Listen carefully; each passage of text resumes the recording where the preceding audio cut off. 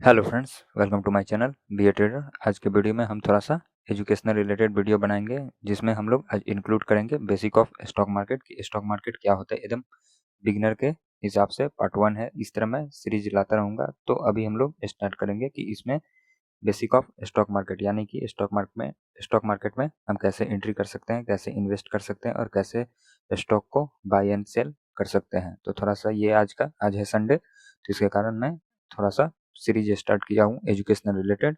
Stock market के related में जितना भी एजुकेशनल बेसिक नॉलेज है वो मैं आप लोगों को प्रोवाइड करूंगा। अगर वीडियो पसंद आए तो वीडियो को लाइक कर दें और ये हमारा बी ए ट्रेडर चैनल है, इसको सब्सक्राइब कर दें। अगर ये सीरीज को मैं अच्छे से समझा पाया तो कृपया इसे लाइक करें और कमेंट कर दें कि नेक्स्ट में आपको क्या चाहिए। तो चलिए वीडियो को शुरू करते हैं। अभी मैं फ्रेंड्स ये छोटा सा प्रेजेंटेशन प्रिपेयर किया हूँ, जिससे कि इसमें सिर्फ बेसिक रिलेटेड है कि कोई भी बिगिनर हो तो उसको आसानी से समझ में आ जाए कि कैसे हम इसमें प्लान कर सकते हैं, स्टॉक मार्केट में कैसे एंट्री कर सकते हैं, कैसे मनी अर्न कर सकते हैं, प्रॉफिट कर सकते हैं और इन्वेस्टमेंट कर सकते हैं। तो ये मैं छोटा सा प्रेजेंटेशन प्रिपेयर किया हुआ हूँ। अगर यह प्रेजेंटेशन आपको पसंद आए तो लाइक कर दें और जो भी आपको चाहिए उस रिलेटेड में नीचे कमेंट बॉक्स में कमेंट कर दें। तो थोड़ा सा हम समझ लेते हैं कि इस वीडियो में हम लोग क्या बात करेंगे। फर्स्ट, सबसे बेसिक कि स्टॉक मार्केट होता क्या है, स्टॉक मार्केट या शेयर मार्केट होता क्या है, इसमें कैसे हम एंट्री कर सकते हैं, how to enter in stock market, stock market में कैसे कोई भी बिगनर एंट्री कर सकता है। और इसमें हम समझ लेंगे कि इसमें कौन कौन से सेगमेंट है, सेगमेंट इन स्टॉक मार्केट यानी कि स्टॉक मार्केट में कितने सेगमेंट हैं, किस किस चीज़ में हम लोग ट्रेड प्लान कर सकते हैं, इन्वेस्ट कर सकते हैं और मनी अर्न कर सकते हैं। तो चलिए इस प्रेजेंटेशन को स्टार्ट करते हैं और आगे की तरफ हम लोग बढ़ते हैं। फ्रेंड्स, इसमें समझ लेते हैं फर्स्ट में हम लोग को क्या है कि स्टॉक मार्केट होता क्या है। तो इसमें हम लोग समझ लेते हैं कि स्टॉक मार्केट होता क्या है। तो स्टॉक मार्केट में फ्रेंड्स देखें तो यहाँ पे मैं बता देता हूँ शॉर्ट में। यहाँ पे तो डेफिनेशन है, डेफिनेशन समझना है तो समझ लीजिए कि the stock market is a platform where buying and selling and issuing shares of public held companies takes places. It's essentially a market place where investors can trade ownership in companies and represented by a share of a stock. यहाँ पे कहने का यह मतलब है कि इस stock market होता क्या है। स्टॉक का मतलब होता है कि बंच ऑफ शेयर्स, यानी कि किसी भी कंपनी का शेयर्स होता है उसको हम लोग बंच में खरीदते हैं तो उसको स्टॉक कहते हैं। तो वहीं स्टॉक का मतलब हो गया, वहीं bunch of shares is called stock. यहाँ पे कह रहा है कि स्टॉक मार्केट ऐसा प्लेटफॉर्म है जहाँ पे हम बाई और सेल कर सकते हैं।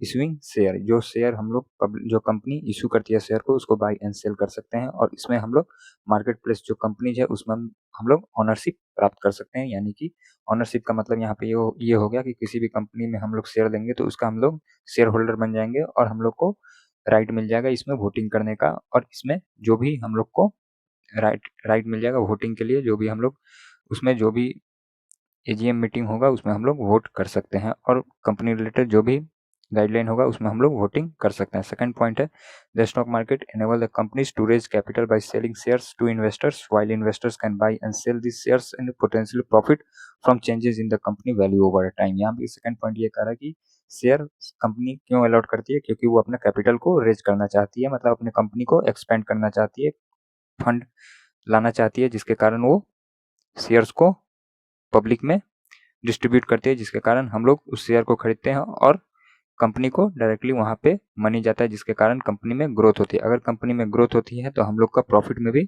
प्रॉफिट, जो शेयर हम लोग खरीदे रहते हैं उसमें प्रॉफिट देखने को मिलता है, जिसके कारण हमें प्रॉफिट होता है। कंपनी में समझ लेते हैं कि बहुत कंपनी होते हैं, जैसे एक स्टॉक एक्सचेंज में कम से कम 4,000 से ज़्यादा कंपनीज लिस्टेड हैं, जिसमें से मेन मेन जो हम लोग कंपनी देखते हैं सब लिस्टेड है। जैसे यहाँ पे मैं एग्जांपल लिया हुआ हूँ, टाटा हो गया, महिंद्रा हो गया, बीएसएनएल, बजाज, एयरटेल और भी बहुत सारे, रिलायंस, जितने भी बढ़िया कंपनी है सब तकरीबन 4,000 से ऊपर कंपनी लिस्टेड होती हैं स्टॉक मार्केट में। तो सभी में हम लोग इन्वेस्ट कर सकते हैं, जो हमें अच्छा लगे उसमें हम लोग इन्वेस्ट कर सकते हैं। तो स्टॉक मार्केट डायरेक्टली क्या होता है, बंच ऑफ शेयर्स को हम लोग स्टॉक स्टॉक कहते हैं और उसी को स्टॉक मार्केट कहते हैं। यानी कि शेयर बाजार जो होता है वही स्टॉक मार्केट होता है। बाई एंड सेल हम लोग उसमें खरीद करते हैं, जिससे मार्केट में कंपनीज में ऊपर नीचे फ्लक्चुएशन होती रहती है, जिसके कारण कंपनी में प्रॉफिट होगा। जिस तरह कंपनी जिस शेयर में हम लोग पैसा लगाए रहते हैं उस कंपनी का परफॉर्मेंस अगर अच्छा होगा तो हमें प्रॉफिट होगा, अगर बुरा होगा तो हमें लॉस होगा। अब सेकंड पॉइंट देख लेते हैं फ्रेंड्स कि सेकंड पॉइंट में हम लोग को क्या देखने को मिल रहा है।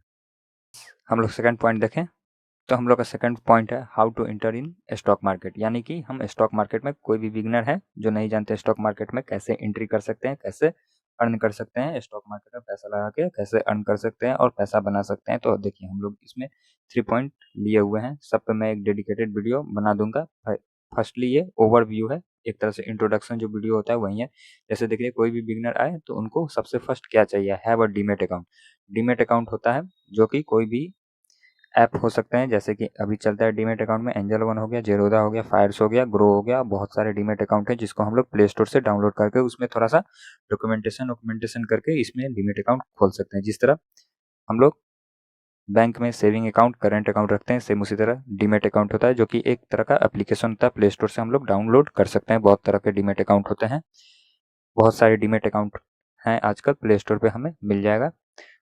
सेकंड पॉइंट हम लोग का क्या है, सेकंड पॉइंट देखें तो have a good knowledge about market. हाँ, ये बहुत इंपॉर्टेंट पॉइंट है। कोई भी बिगनर अगर आते हैं तो उनको अच्छा नॉलेज होना चाहिए मार्केट के रिलेटेड, कि स्टॉक मार्केट काम कैसे करता है, किस तरह इसका प्राइस बढ़ता है घटता है, किस तरह हमें लॉस हो सकता है, किस तरह हमें प्रॉफिट हो सकता है। सब पे मैं एक डेडिकेटेड वीडियो बना दूंगा। SL किस तरह हम लोग लगाते हैं, सब इस पे हम लोग वीडियो बना देंगे। तो ये एक सेकंड हो गया कि have a good knowledge about market. Market के बारे में बहुत अच्छा नॉलेज होना चाहिए, बेसिक भी नॉलेज होगा तो हमें पता करना होगा कि बेसिक नॉलेज लाना एकदम जरूरी, नहीं तो नॉलेज नहीं रहेगा तो आपको पता नहीं चलेगा किस क्यों लॉस हो रहा है और क्यों प्रॉफिट हो रहा है, और किस कंपनी में हम लोग को पैसा लगाना है, कौन कंपनी आगे जाके ग्रोथ देगा। Set up financial goal. Goal आप लोगों को प्रिपेयर करना होगा कि हम लोग को किस तरह इन्वेस्टमेंट करना है, शॉर्ट टर्म इन्वेस्टमेंट करना है, लॉन्ग टर्म इन्वेस्टमेंट करना है, या किसी गोल के रिगार्डिंग इन्वेस्टमेंट करना है। गोल अगर आप बना लेंगे तो आप एक तरह से फिक्स रहेंगे कि हमें 1 साल के लिए करना है तो 1 साल तक उस कंपनी में हम लोग होल्ड करके रखेंगे। अगर 3 साल के लिए है तो 3 साल उस कंपनी में होल्ड करके रखेंगे, 5 साल है तो 5 साल उस कंपनी में होल्ड करके रखेंगे। कोई मार्केट में उस कंपनी में कुछ भी उठा-पटक हो, हम लोग इसमें होल्ड करके जितना टाइम ड्यूरेशन टारगेट लिए रहेंगे उस टाइम तक हम लोग को होल्ड करना है। तो ये एक फाइनेंशियल गोल एकदम बना के रखना होगा। Budget, create a budget, 4 point. ये चारों पॉइंट बहुत इंपॉर्टेंट। 4 पॉइंट देखिए, बजट होना एकदम जरूरी है। ये नहीं कि आपके पास सेविंग नहीं हो, जो भी आप खर्चा कर रहे हैं उसमें कुछ कटौती करके इसमें आप ट्रेड ले रहे हैं चाहे इन्वेस्ट कर रहे हैं तो उससे आपको प्रॉफिट नहीं होगा। जो भी सेविंग हो, एक्सपेंस एक्सपेंस सब हटा के जो आपको सेविंग बच रहा है उसको आप अगर समझ रहे हैं कि ये मेरे लिए एक्सेस मनी है, मतलब यानी कि ये पैसा बच जा रहा है जिसको मैं कहीं यूटिलाइज करना चाहता हूँ, तो आप उस बजट को, सेविंग को मार्केट में लाइए और अच्छा एनालिसिस करने के साथ, फंडामेंटल पढ़ने के बाद, नॉलेज लेने के बाद आप इसमें इन्वेस्ट करें। क्योंकि अच्छा कंपनी आपको नहीं मिलेगा तो आप उस